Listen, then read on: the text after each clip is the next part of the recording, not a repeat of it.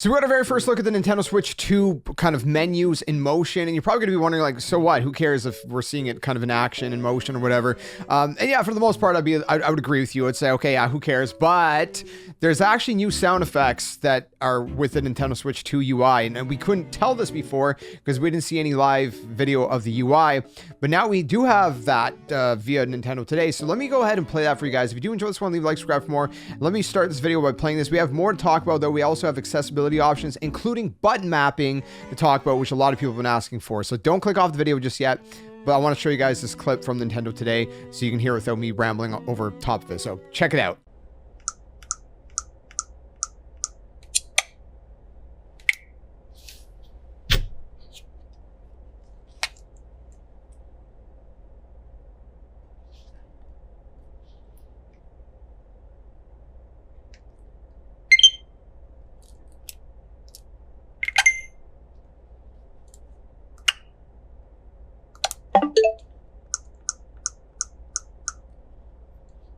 So yeah, for the most part, visually and stuff, it's pretty much the same thing. New sound effects, whether that, intrigues you or not. I think the sound effects sound cool, like, just fresher and updated. So it's a nice touch, even though the UI would have been nicer if it had a little bit of a more difference from the original. But anyways, we also seen, the Joy-Con 1 controller getting connected to the Nintendo Switch 2. It seemed like a pretty fast process. For me, it's a little wonky on the Switch 1, so hopefully that all works a little bit smoother like they're showcasing in this video. But one of the other things you may or may not have noticed in the video is there is one part where they kind of show off the menus, and in the menus it says change grip order and different things like that. We've already seen that, but towards the bottom we see how to basically, it's very blurry so you probably may not be able to see, but how to use the GL and GR buttons, for example. It also says how to use mouse control, so a couple extra menus that are not on the Nintendo Switch 1 and whatnot as well. So beyond that, we do have some accessibility options that I think a lot of people did not see, which includes button mapping, because people were talking about GL and GR buttons that are going to be on the Nintendo Switch, new Nintendo Switch 2 Pro controller. People were asking, can I map other buttons around, and I think that's a big conversation that people, been wanting to have, but, it's just been a question. Yes, you can. I'll show you guys exactly what this is. So we're going to go over to Nintendo's page here on Nintendo's Nintendo Switch 2 accessibility page or whatever. And you can see there's accessibility options and whatnot, customizable options to fit your play style. So you're going to click that little icon here. Find these options within the accessibility section of system settings on the home menu. So you're going to go to system settings, you're going to scroll down, and then you're going to get to the accessibility section. Now in this section, you can see basically you can well, hold on. Let me kind of put it bigger for you guys to actually be able to see. You can see that you can check the, change the text size. You can change the text boldness, high contrast, zoom, and all that good stuff. So those are some nice, kind of accessibility options. At the top here, we see button mapping in quick settings. So adds button mapping options to quick settings. So if you hold the home button, it'll bring you to quick settings. Button mapping, we can actually see in this other image here. So we can see there is button mapping. So they're going to go ahead, they're going to click on it. You can button map for the Joy-Con L or the Joy-Con R.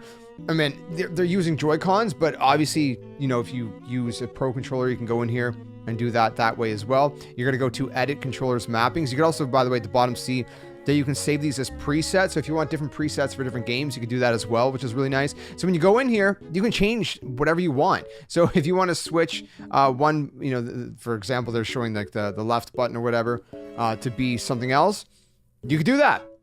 You want to set it as ZL, you could do that. You can completely change all your button mapping. And then right here, if I go back 1 second so you can see what they clicked on, there's control stick settings at the top right corner. So if you go there, you can map to right stick if you want to switch your sticks, I guess, around. So when you're holding both Joy-Con 2 and Joy-Con or Joy-Con controllers, the left stick will function as the right stick if for some reason you want to do that. You can also change the orientation. This option is for software played with the Joy-Con 2 or Joy-Con held in solo horizontal grip.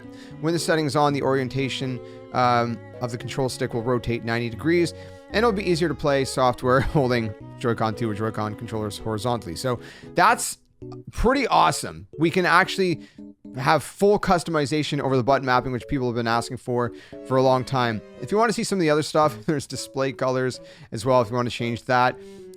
This is not themes. This is just kind of inverting the colors and things like that. If you want to do that, you know, there's grayscale and whatnot. There's high contrast they show right here. So with it on and with it off, you know, again, the contrast just kind of makes everything pop a little bit more. Screen zoom feature. So essentially with this, if you double tap the home button, you can kind of zoom in. And you can zoom in pretty far. That's not me zooming in, by the way. That's them completely zooming in. There's like the Y, X button at the bottom, the kind of bars in the way because I keep moving my cursor. I apologize for that. So that's cool. Mono audio, if you want to turn that on. I'm not going to really open this one big. Text to speech. So this one's cool. You know, so this could be very useful for some people.